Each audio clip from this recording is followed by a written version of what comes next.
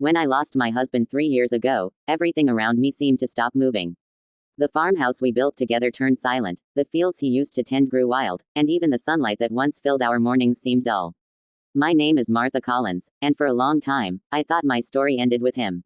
We lived on a small farm in Iowa, miles of open fields, a red barn that leaned a little to the right, and the sound of wind against the tall grass.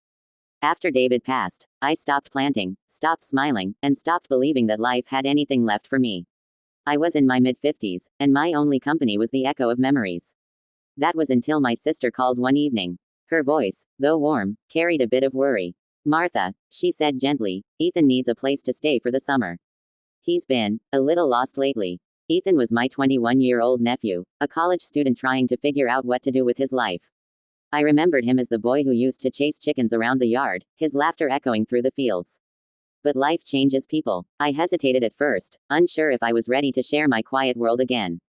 But something deep inside whispered that maybe I needed this as much as he did.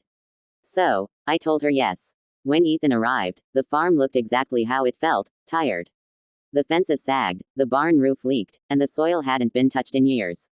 He stepped out of his car, his brown hair messy, his jeans dusty, and his eyes holding that same old sparkle of curiosity. "Aunt Martha," he said with a grin, "looks like this place could use a little love." I didn't realize then just how much love he'd bring, not just to the farm, but back into my heart. The first few days were quiet. He offered to help fix the barn roof, but I told him it wasn't worth the trouble. He asked about the old vegetable garden, and I shrugged it off. I didn't want to hope again, didn't want to face the ache that came when I tried. But Ethan wasn't the type to give up easily. One morning, I found him out in the fields, trying to start the old tractor. It sputtered, coughed, and died.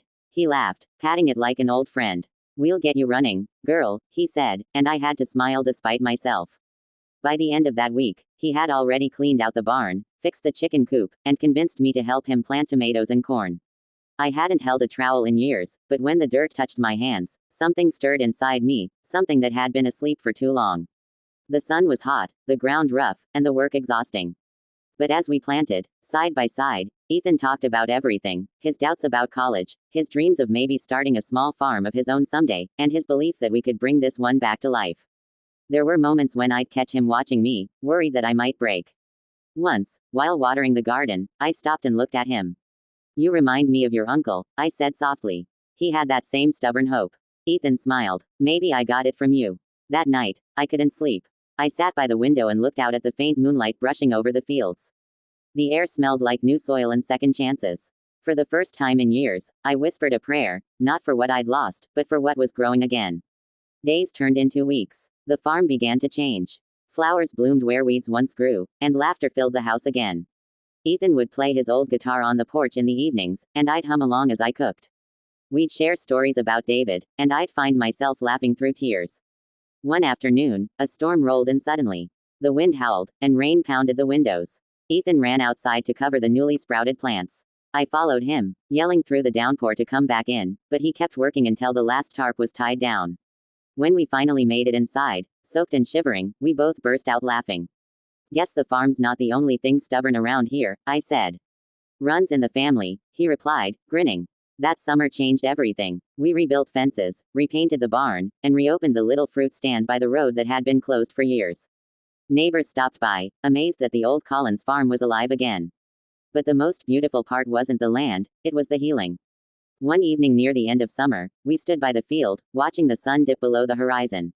The golden light stretched over the crops we'd planted together. "You did this, Ethan," I said quietly. He shook his head. "No, Aunt Martha, we did this. You just needed a reason to believe again." Tears filled my eyes, but they were different this time, not from pain, but gratitude. "You gave me that reason," I whispered. The day he left for college again was harder than I expected. The morning air was cool, and the fields glowed with the promise of a good harvest. He hugged me tightly before getting into his car. "I'll come back next summer," he said. "We're not done here." After he drove away, I stood by the porch, the wind rustling through the cornfields. The silence that once haunted me now felt peaceful. I looked up at the sky and felt David's presence, not as a wound, but as warmth. In the weeks that followed, I kept working. Every seed we planted together sprouted strong. The fruit stand brought in friendly faces again, and the farm once more became a place of laughter and life.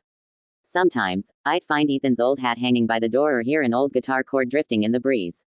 It made me smile. That summer, I learned that hope isn't something we find in big moments, it's something we plant in small ones, together.